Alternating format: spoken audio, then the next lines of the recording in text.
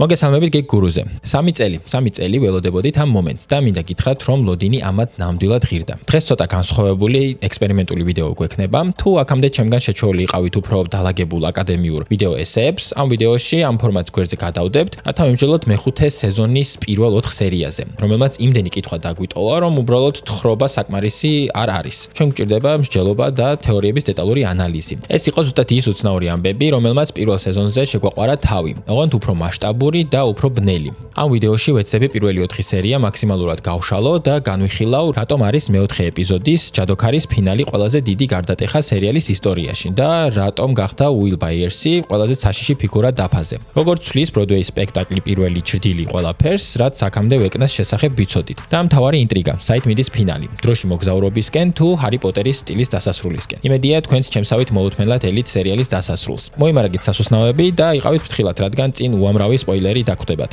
ეხლა კი დავიწყოთ.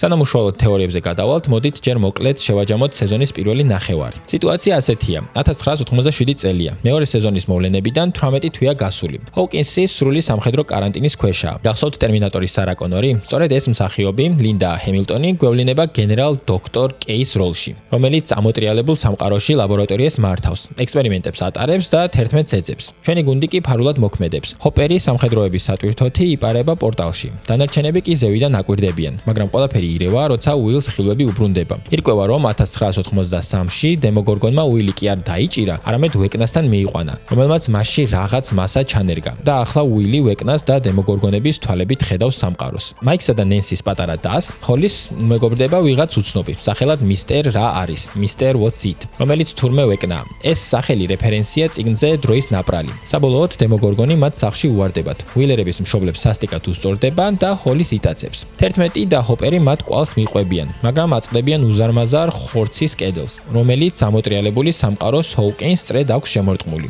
ჰოლი კი ვეკნას გონების ციხეში ხვდება, სადაც როგორც ჩანს ამდენი ხნის განმავლობაში ჩვენი მაქსიც იმყოფებოდა. ნუ, გონებრივად მაინც. სიტუაცია პიკს აღწევს. დოქტორი კეი ჰოუკინსის ბავშვებს აგროვებს სატყუარად. ჩვენები ცდილობენ ვეკნას სამიზე ბავშვების გადარჩენას. ამ ქაოსში 11 და ჰოპერი ლაბორატორიის საცავში შედიან და პოულობენ კალის 008-ს.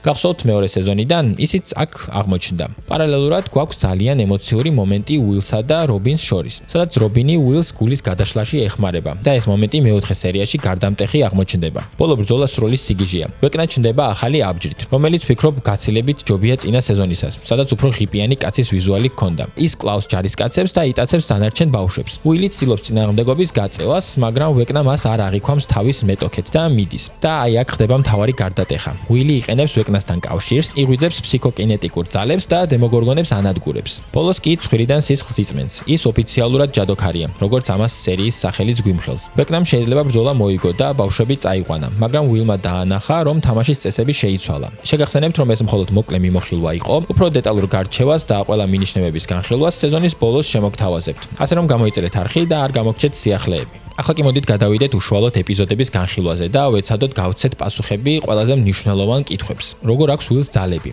ალბათ პირველი რაც ყველას აინტერესებს არის ის, თუ საიდან აქვს უილს ძალები. სეზონის პროლოგი მიანიშნებს, რომ ვეკნამ უილში ნამდვილად ჩანერგა რაღაც ჯერ კიდევ 1983 წელს, რამაც ის გონების მტაცებლის მაინდფლაიერის საერთო გონებასთან დააკავშირა. ჩვენ მეორე სეზონიდან ვიცოდით ამ ტელეპათიური კავშირის შესახებ, მაგრამ აქ საქმეში ერთვება ბროდვეის სპექტაკლი უცნაური ამბები, პირველი ჩრდილი. ეს სპექტაკლი, რომელიც სერიალში გასაკვირად ბევრჯერაა ნახსენები, გვიმხელს ყველაზე მნიშვნელოვან დეტალს: ჰენრი კრილის პირველ მოგზაურობას განზომილება X-ში და მისი სისხლის ჯგუფის შეცვლას. აქ მინდა პატარა განმარტება გავაკეთო, რომ არ დავიბნეთ. განზომილება X-ი არის უძველესი უცხოპლანეტური სამყარო, სადაც მონსტრები თავდაპირველად ბინადრობდნენ და სადაც ჰენრიმ თავისი ძალები მიიღო. ამოტრიალებული სამყარო კი არის ჰოუკინსის ბნელი ასლი, რომელიც მხოლოდ 1983 წელს შეიქმნა, როცა 11-მა გახსნა პორტალი. სწორედ განზომილება X-ში შეცვლილი ჰენრის სისხლი გამოიყენეს ჰოუკინსის ლაბორატორიაში. აი იქ სადაც ბავშვები იყვნენ 11-იც და კალიც 008. და როგორც ირკვევა, სწორედ ამ სისხლის გადასხმით ბავშვებმა მიიღეს ეს არაადამიანური ძალები. ასე რომ, როცა უილში ის რაღაც ჩაინერგა, შეიძლება ითქვას, რომ იქ ვეკნას დნმ წერია. ეს კი დასტურია იმისა, რომ უილის ძალა პირდაპირ ვეკნასგან მოდის და ის ახლა ფაქტობრივად ნომერი 1 გახდა. ამას ცოტა მოგვიანებით ავხსნი, რა მნიშვნელობა აქვს. ნებისმიერ შემთხვევაში უილის ძალა დამოკიდებულია სიახლოვეზე. უილს ეს პოტენციალი სულ ჰქონდა პირველი სეზონიდან მოყოლებული, მაგრამ მას სჭირდებოდა ფსიქოლოგიური ბლოკის გარღვევა. რობინის დახმარებით კი მან ეს ბარიერი საბოლოოდ გაარღვია. სხვადასხვა მან სულელური ვარცხნილობაც მოიშორა და ეხლა უფრო ნაკლებად გამაღიზიანებლად გამოიყურება. მეოთხე სერიაში კი პრაქტიკულად ჰარი პოტერსაც კი ემსგავსება და ეს მსგავსება შემთხვევითი სულაც არ არის. ფანები და თავად უილის მსახიობიც ნოა შპანიც ადასტურებენ აშკარა პარალელს ჰარი პოტერის საგასთან დაკავშირებით. მაგალითად, როგორც ჰარის ტკიოდა შუბლი ვოლდემორტის სიახლოვისას, ასევე უილს ეწყება ტკივილები კისერზე, როცა ვეკნა ან გონების მტაცებელი აქტიურდება. ასევე ორივე მათგანს შეუძლია ბოროტმოქმედის გონებაში შეღწევა და მისი თვალებით ხედვა. უილი გადაურჩა ამოტრიალებულ სამყაროს, როგორც ჰარი გადაურჩა სასიკვდილო წყევლას. და არსებობს საფუძვლიანი მოსაზრება, რომ უილი ერთგვარი ჰორკრუქსია, როგორც ჰარი პოტერში იყო. ანუ მასში ვეკნას ნაწილი ცხოვრობს, რაც მათ აკავშირებს. თუმცა ჰარისგან განსხვავებით, რომელსაც თავის გაწირვა მოუწია, უილმა შეიძლება ეს კავშირი სათავისოდ გამოიყენოს და მტერის შიგნიდან გაანადგუროს. მაგრამ უნდა ვაღიაროთ ერთი რამ.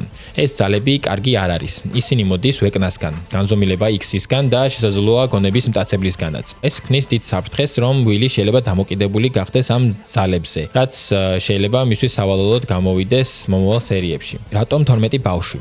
ვეკნას გეგმა სამყაროს გადაკეთება და მისი შევსება ახალგაზრდებით, რომლებიც სუსტებად ან გარიყულებად ითვლებიან, რათა შემდეგ დააპროგრამოს ისინი თავის ნებაზე. მეოთხე ეპიზოდში უილი, რობინი და ჯოისი ფიქრობენ, რომ პირველ ღამეს ვეკნამ ჰოლი წაიყვანა. მეორე ღამეს კიდევ 3 ბავშვი და ახლა კიდევ 8-ს უმიზნებს. ანუ ჯამში 12. რატომ 12? შესაძლოა ვეკნა თავს ქრისტეს ფიგურად ხედავს და სურს, რომ მისმა 12-მა მოციქულმა იქადაგოს და სამყაროს გადაკეთებაში დაეხმაროს. მოდი გავიხსენოთ, რას ეუბნება ვეკნა უილს. ზოგი გონება უბრალოდ არ ეკუთვნის ამ სამყაროს. ისინი ჩემსას ეკუთვნიან.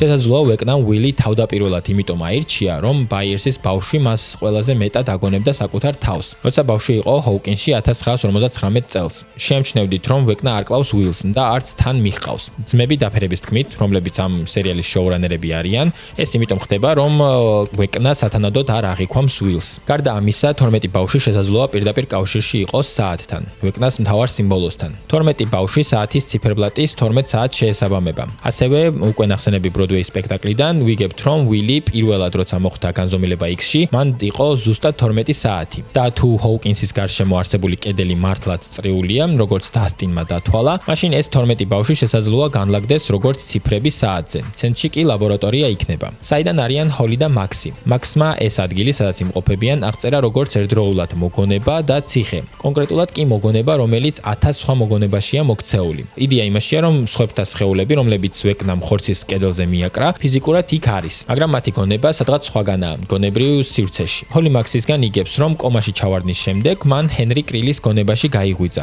ეს მოგზაურობა დაიწყო ცისარტყელას ოთახიდან, დახოცილი ბავშვებით და გაგრძელდა ჰენრის სკოლის პერიოდით, 1959 წელს. სწორედ აქ ვხედავთ უმნიშვნელოვანეს დეტალს, სკოლის სპექტაკლის ფლაიერს, რომელზეც ნაცნობი გვარები ფიგურირებს. აქ არიან ახალგაზრდა ჯოისი, ჰოპერი და რაც ყველაზე მთავარია, პატი ნიუბი, ბობ ნიუბის და კიდე ერთი დეტალი ბროდვეის სპექტაკლიდან. პატი ნიუბი ამ სპექტაკლში არის ჩვენი ვეკნას, იგივე ჰენრის ბავშვობის სიყვარული და ის ერთადერთი ნათელი წერტილი იყო, რომელსაც მისი გადარჩენა შეეძლო. სხვათა შორის ჟურნალ ვერაითისთან საუბრისას ძმებმა დაფერებმა აღნიშნეს, რომ ჰენრის ეს გონებრივი სამყარო ძალიან გავს ჯენიფერ ლოპესის ფილმს გალია, სადაც მთავარი გმირები სერიული მკვლელის გონებაში შედიან. მაქსმა შეძლო დაეღწია თავი ამ მეხსიერების მარყუშისთვის, ისევ და ისევ კეით ბუშის მუსიკის დახმარებით და ახლა აღმოჩნდა ტყიან კანიონში, სადაც ახლა იმალება. მოდი ვეცდები უფრო გასაგებად ავხსნა მაქსის საკითხი. ვეკნა არ ფლობს მაქსის სხეულს. მაქსი იყო ვეკნას გეგმის პირველი ადრეული ფაზის ნაწილი, მაგრამ 11-მა შეძლო მისი სხეულის იმ დონემდე აღდგენა, რომ ის ახლა კომაშია. მისი გონება კი დარჩა როგორც მოტივტივე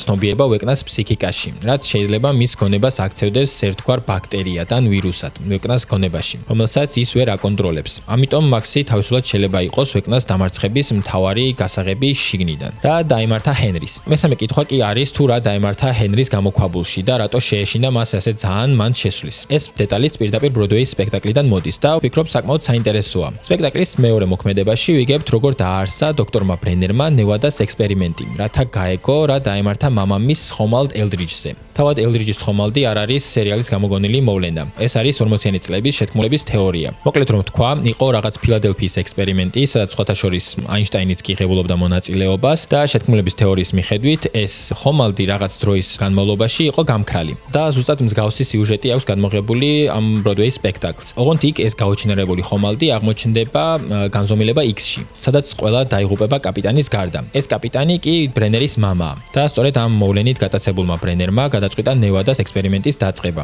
რომ გაეგო თუ სად იყო ამ დროის განმავლობაში ხომალდის ეკიპაჟი. თუმცა ერთ-ერთი მეცნიერი მას განუდგება, მოიპარავს ტექნოლოგიას და ნევადას გამოქვაბულში დაიმალება. და ერთ დღეს ჰენრი ამ გამოქვაბლების კვლევისას შემთხვევით წააწყდება ამ ტექნოლოგიას, რომელიც გააქტიურდება და გადაიყვანს მას ამ განზომილება X-ში, სადაც როგორც უკვე გითხარით 12 საათი გაატარებს. და ამ 12 საათის განმავლობაში ის პირველად შეხვდება ჩრდილოვან არსებას. ამ ტრაუმულმა გამოცდილებამ ჰენრი სრულიად შეცვლილ ადამიანად აქცია, განსხვავებული სისხლით და ახალი უნარებით. და აი რას ნიშნავს ის ჭოგრიტი, რომელსაც ჰოლი პოულობს ჰენრის ნივთებში მესამე ეპიზოდში. ეს ის გამოქვაბულებია, სადაც ეხლა მაქსი ცხოვრობს და სადაც ჰენრის შესვლის ეშინია. და აი აქედან გამოდის ერთი ძალიან მნიშვნელოვანი და დამაინტრიგებელი დეტალი. ვეკნა, ანუ ჰენრი, შეიძლება სულაც არ იყოს მთავარი ბოროტ მოქმედი. შესაძლოა ის თავად არის გონების მტაცებლის მსხვერპლი. თუ ისევ სპექტაკლს დავესესხებით, იქ ხედავთ, რომ ვეკნა თავდაპირველად არ იყო ბოროტი ბავშვი. ის იყო ჩვეულებრივი ოდნავ მარტოსული ბავშვი, რომელიც შემთხვევით მოხვდა არასწორ დროს, არასწორ ადგილას. მისმა ერთმა ცუდმა დღემ განზომილება X-ში და გონების მტაცებლის ზეგავლენამ აქცია ის იმ ურჩხულად, რომელსაც დღეს ვიცნობთ. თუ დავაკვირდებით, ეს ისტორია ძალიან გავს დარტ ვეიდერის ისტორიას ვარსკვლავური ომებიდან. ვისაც ეს საგა კლასიკური თანმიმდევრობით აქვს ნანახი, ემახსოვრება, რომ ვეიდერი თავდაპირველად წარმოგვიდგინეს როგორც აბსოლუტური ბოროტება, მაგრამ შემდეგ გავიგეთ მისი ტრაგიკული წარსული, რომ ეს იყო ენეკინ სკაივოკერი, ბავშვი, რომელიც გარემოებებმა და манипуляციებმა გადაიყვანეს ბნელ მხარეს. და სხვათა შორის დაფერებით სხვადასხვა ინტერვიუებში ხშირად ახსენებენ ვეიდერს როგორც შთაგონების წყაროს. და თუ ეს პარალელი მართალია, შეიძლება სერიალის ფინალში ვეკნას გაკეთილშობილება ან სუმცირე გამოსყიდვა ვნახოთ. შესაძლოა ბოლო მომენტში მან გააცნობიეროს, რომ გონების მტაცებლის მონაა და საკუთარი თავი გაწიროს სხვების გადასარჩენად. დისთვის იყენებს დოქტორი K-008-ს, კალის. ჰოპერი და 11 ვარაუდობენ, რომ საცავში კრიპტონიტს მალავენ, რომელსაც დოქტორი K-11-ის წინააღმდეგ გამოიყენებდა. მაგრამ გონია, რომ ეს მხოლოდ მათი ვარაუდი იყო. მთავრობამ ალბათ კალი ჩიკაგოში იპოვა მეორე სეზონის ეპიზოდის დაკარგული დის მოვლენების შემდეგ. გახსოვთ ალბათ, რომ კალის ძალები დაკავშირებულია წარმოსახვასთან, ანუ ფსიქიკურ უნართან ადამიანებს მოაჩვენოს ის, რაც რეალურად არ ხდება. აქ შემოდის ერთი ძალიან საინტერესო ფან-თეორია, რომელიც მათემატიკას და Dungeons and Dragons უკავშირდება. გავიხსენოთ მეოთხე სეზონის პირველი ეპიზოდი, როცა ჯოჯოხეთის კლუბი ეთის ეთამაშებოდა. Dungeons and Dragons-ში კრიტიკული წარმატების მისაღწევად და მტრის დასამარცხებლად საჭიროა 20-იანის გაგორება. ეხლა კი მოდი შევკრიბოთ ჩვენი გმირების ნომრები. ჩვენი მეგობარი 11, 8, ანუ კალი და გვჭება ციფრი 1, რომ შეიკრას 20. ამ ერთში შეგვიძლია გავიყვანოთ ვეკნა, როგორც უკვე ვივარაუდეთ, რომ ის შეიძლება შეიცვალოს და დაეხმაროს ბავშვებს, ან ვილი, რომელსაც ვეკნას ძალები აქვს. ანუ ნებისმიერ შემთხვევაში 20 გამოდის და ეს მიანიშნებს, რომ ვეკნას ან გონების მტაცებლის დასამარცხებლად სამივე მათგანის გაერთიანება იქნება საჭირო. კალიზე შეგვიძლია კიდე ესეთი რამ ვივარაუდოთ. თუ ის როგორმე გაიგებს პატი ნიუიბის შესახებ, ჰენრის შეყვარებულის, მას შეუძლია ეს გოგონა წარმოსახვით აჩვენოს ვეკნას და ამითი ის დაასუსტოს და დაუცველი გახადოს 11-ის დარტყმისთვის, ან ამითი დაეხმაროს ჰენრის გონების მტაცებლის მარყუშებისგან დასაღწევად. რა არის კედელი? ეს კითხვა ფაქტობრივად არის გაგრძელება კითხვისა, თუ რა არის ამოტრიალებული სამყარო. ჩვენ ვიცით, რომ ეს სამყარო შედარებით ახალი, ასე ვთქვათ, ბუფერული განზომილება, რომელიც შეიქმნა 1983 წლის 6 ნოემბრის ღამეს. ის შექმნა 11-მა დოქტორ ბრენერთან ლაბორატორიაში. რაც არ უნდა იყოს კედელი, ის ამ ლოგიკის გაგრძელება უნდა იყოს. და წინ მას შეძლო გამოეთვალა, რომ კედელი ზუსტი წრეა ამოტრიალებული სამყაროს გარშემო და მისი ცენტრი არის ლაბორატორიის ამოტრიალებული ვერსია. ჰოლის ფეხსაცმელი კედლის ძირში დარჩა, ასე რომ სავარაუდოდ დემოგორგონმა ის ამ კედლის გავლით გაიყვანა ვეკნას გონებრივ სივრცეში. აქ არის კიდევ ერთი ეგრეთ წოდებული ხიდის თეორია. ამ მოსაზრების მიხედვით, ამოტრიალებული სამყარო არის ერთგვარი ბუფერული ზონა, ან ხიდი ჩვენს რეალობასა და განზომილება X შორის. უილის ნახატი, რომელიც მან დახატა, საეჭვოდ გავს აინშტაინ-როზენის ხიდს, იგივე ჭიის ხვრელს. ვეკნას მიზანი არა უბრალოდ პორტალის გახსნა, არამედ ამ ბუფერის მოშლა. მას სურს, რომ განზომილება X-ი და მისი მონსტრები პირდაპირ შემოიჭრან ჩვენს სამყაროში, ყოველგვარი დაბკოლების გარეშე. კედელი კი სავარაუდოდ ამ სამყაროების გამყოფი მემბრანაა. როგორ დასრულდება ყველაფერი? ამ 4 ეპიზოდში დარჩენილი მინიშნებებიდან გამომდინარე, უნდა დავსვათ კითხვა: იქნება თუ არა დროში მოგზაურობა? და თუ დაუკვირდებით, სეზონში ძალიან საეჭვოდ ჩაგვისვეს მისტერ კლარკი, რომელიც ერიკას კლასს უტარებდა ლექციას აინშტაინ-როზენის ხიდებზე, იგივე ჭიის ხვრელებზე. და მან ისიც კი ახსენა კადრს მიღმა, რომ ამან თეორიულად შეიძლება დაუშვას დროში მოგზაურობა. Სიმართლე გითხრათ, მე ძალიან ნერვიულობ დროში მოგზაურობაზე და მგონია რომ ბევრი თქვენგანიც ამ აზრზეა. რადგან ეს წლები და მოვლენები იმდენად მნიშვნელოვანი იყო ჩვენთვის, რომ არ მგონია ვინმეს უნდოდეს მათი გაუქმება ან შეცვლა. მაგრამ როგორც ერთ-ერთ ინტერვიუში დაფერებს დაუსვეს კითხვა სერიალის დასასრულთან დაკავშირებით, მათ მკაფიოდ თქვეს, რომ ყველაფერი არ გაუქმდება, თითქოს ეს უბრალოდ Dungeons and Dragons-ის თამაშის კამპანია იყო. ფიქრობ ისინი ნათლად იტყვიან, რომ რაც მოხდა, მართლა მოხდა. მაგრამ იქნებ საბოლოო მიზანია, რომ 11-მა ან სხვა პერსონაჟებმა იმოგზაურონ უკან დროში იმ ღამემდე და შესულონ ბედი ისე, რომ 11-მა არასდროს გახსნას პორტალი და იქნებ Will Byers-ი არასდროს გაუჩინარდეს და ბავშვებმა უბრალოდ გააგრძელონ თავიანთი Dungeons and Dragons-ის კამპანია. გარდა ამისა, არსებობს დიდი შიში ჩვენი საყვარელი პერსონაჟების ბედზე. ყველაზე დიდი გულის ტკივილი პირადად ჩემთვის და